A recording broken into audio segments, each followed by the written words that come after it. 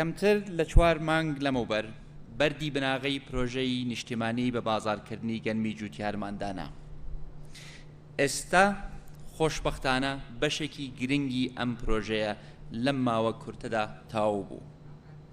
لە 2 ڕۆژی داهاتووەوە چاوەڕێین زیاتر ڕۆژانە 500 تەن ئاردی خۆماڵی بە کواڵەتی بەرزەوە بکەوێتە بازاڕەوە.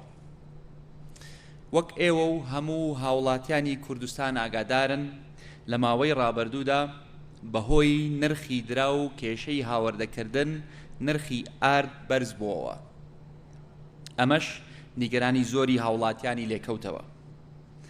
دەستخۆشی لە هەموو ئەو لایەنە و پەیوەندیدارانە ئەەکەم کە توانیان بە زووی و بە شێوەیەکی کورتخایەن و کاتی چارەسەری بەرزبوونەوەی نرخی ئارد و نان بکەن. بەڵام ئەم کێشەیە وەک هەموو کێشەکانی تر پێویستی بە چارەسەری درێژخایەن و ڕۆژەی استراتیجی هەبوو کە ئێمە بەر لەوە هەنگاومان بۆ نابوو. ئێستش بەڕێستان ئەنجامەکەی دەبینن کە کردنەوەی کارگەی ئاردە کە ئەمەش بەشێکە لە پرۆژەی نیشتیمانی بە بازاڕکردنی گەنمی جوتیاران.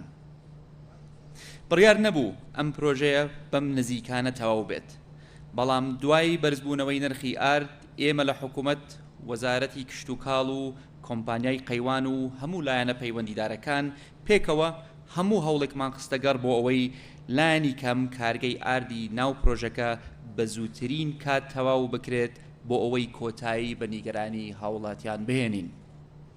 خۆشبەختانە هەوڵەکانمان ئەنجامی چاوەڕوان نەکراوی هەبوو و وەک دەبینن لە ماوەیەکی زۆر کورتدا کە کەمتر لە 4 مانگە ئەم کارگەیە تەواو بوو.